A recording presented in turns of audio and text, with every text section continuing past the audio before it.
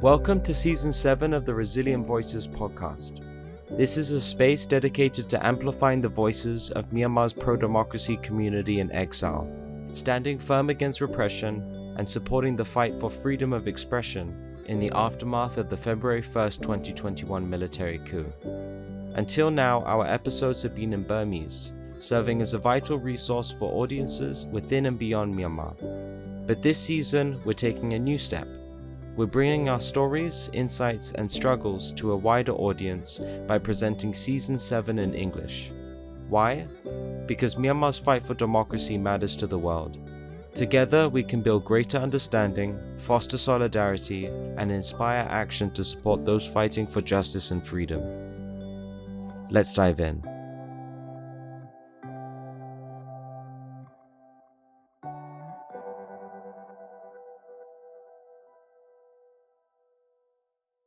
Hello and welcome to Youth Lai Lunge Lai podcast. I'm Biado and this is my first English language episode.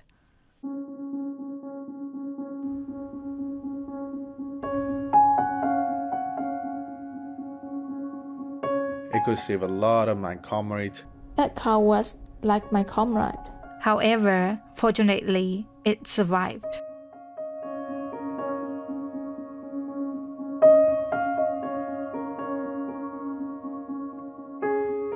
In today's episode, I will talk about a car. As you have just heard, it is not just an ordinary car. It is a comrade and a hero for some people, so I named the car the Hero Car. I have some guests in this episode talking about their experiences with our hero car. Unfortunately, they're not with me now, but I interviewed them prior to recording this episode, so I will open the voice clips later.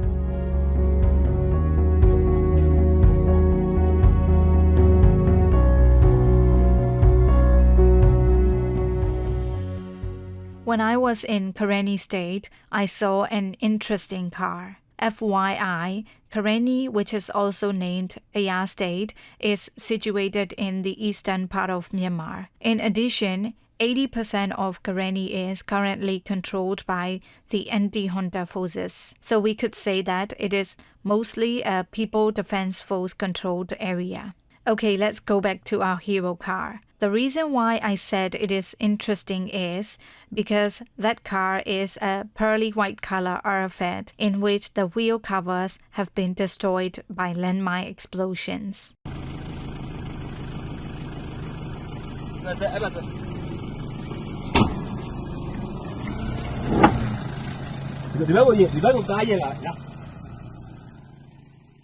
I met Ko Thomas, who is from Nwewu Guru Lemya. FYI again, the name Nwewu Guru Lemya stands for Spring Gurus. It is a Karenni-based social welfare group running for 5 different areas, such as IDPs, health, education, logistics, and Revolution Fund. And our hero car was Nwewu Jama's donation to Nwewu Guru Lemya. Nwewu Jama is also a Karenni-based health service provider team. So both teams are based in Demoso Township in Karenni State. So Thomas told me that our hero car was Nwewu Jama's donation to Nwewu Guru to use as an ambulance. We use it mainly to rescue the PDFs from the revolutionary armed wings, people from IDPs when there is artillery strikes, and to send other emergency patients like pregnant women.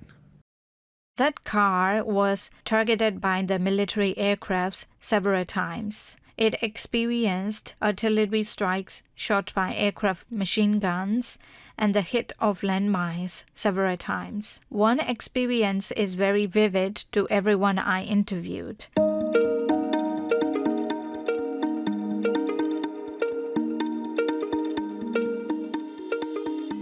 It was on the 9th of May 2023. Thomas got a call and heard 4 PDFs were seriously injured due to a landmine explosion. It was in Tipwingan village in Demoso Township.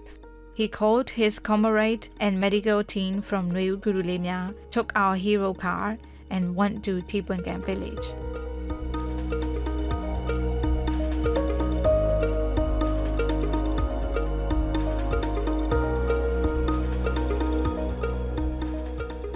On the way to those injured PDFs, I crossed the paddy fields and nothing bad happened. 2 of the PDF comrades were seriously injured. Both of their legs have been gone. The rest 2 of 4 have eye injuries. I could say all of them were badly injured. However, on the way back, they were unfortunately out of luck.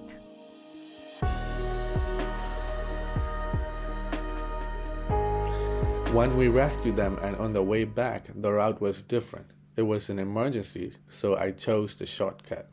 It was still okay at first, but when we noticed we were barking up the wrong tree and the way we chose was full of landmines, we tried to head back to where we came, to Tipwengan village. There we were hit by the landmine. The car hit the landmine and the left wheel was blown and the engine stopped. I tried to start the engine several times, and as soon as it started working, I drove it to a nearby field. It is impossible to carry people with only 3 wheels, so I moved the injured comrades to another vehicle and left the car there. Nopaletu, who is the founder of Karenni Midwife Society, was also in our hero car there. She went there as a medical assistant. I usually went along with Nui Guru Lemya's car when they try to rescue PDFs and civilians. Almost always. Yes, I could say almost always whenever they need medical assistance. I remember I went to the front line twice with that car, but I don't vividly remember the first time as the patient was my real brother and my friends. All other people I know, so I was so intent on rescuing them and don't remember things happened well.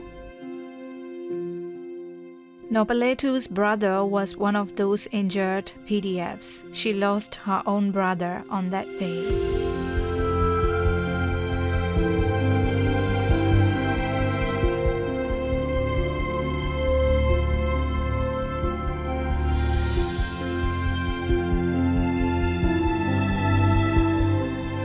It took 3 months for them to went back to our hero car, to the field with full of landmines, to take our hero car back home.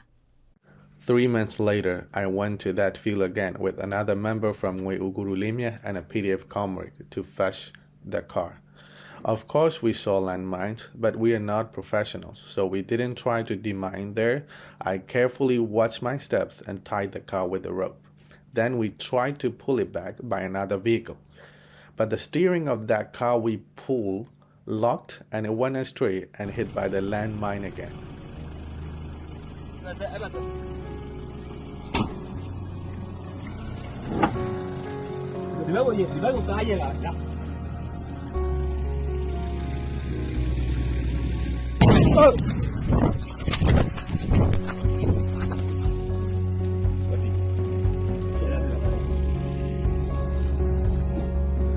However, we took it back home eventually.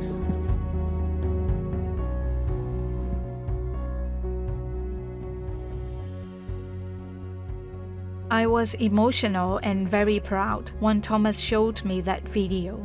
In the video, they tried to pull our hero car, and it was hit by the landmine again, and I saw the right wheel was blown in the video. However, that was not the only attack on our hero car. As far as I know, Arafat has been the target of the military SAC twice after the hit of this landmine. I remember once we parked all the cars we have for Nui Guru and the military attacked our place with airstrikes.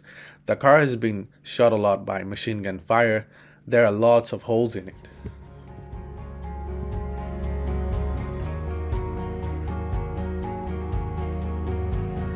For me, they are very brave, all of them, including the car. I asked them how they feel when attacks in the fields full of landmines, and their answers were very inspiring and even gave me goosebumps. I didn't feel any worry or fear. I was very cautious though. I feel like I left it in the minefield, and it is my responsibility to take it back home. Nobletu also told me that she wanted to rescue her brother and her friends. She told me that she even ran in the field as the car couldn't be driven in the field. I interviewed another member of Nwewu Gurulemia. He was also with Thomas when they went back and got our hero car. He told me that the military soldiers tried to burn the car. He saw burnt clothes in the oil tank of the car. However, fortunately, it survived. I still remember his face when he told me that situation. He was very proud of our hero car being survived.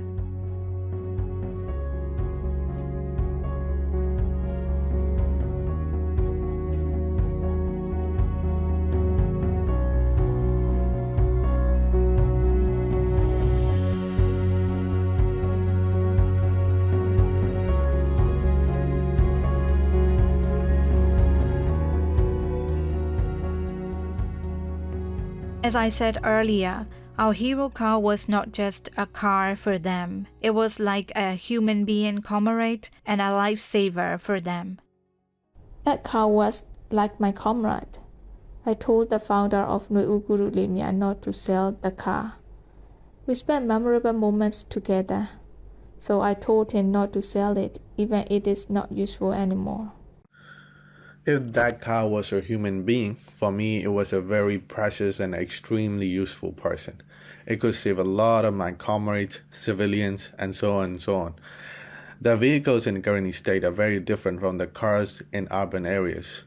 Here we use the vehicles a lot.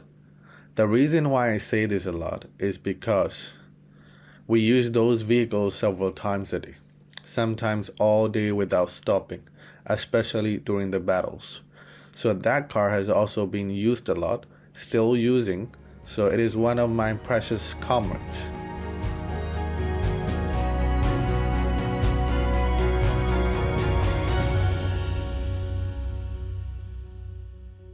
Our hero car is still serving to help a lot of people in Demosu Township. Everyone who knows about the history of that car says that they will put the car in the museum after the revolution has prevailed.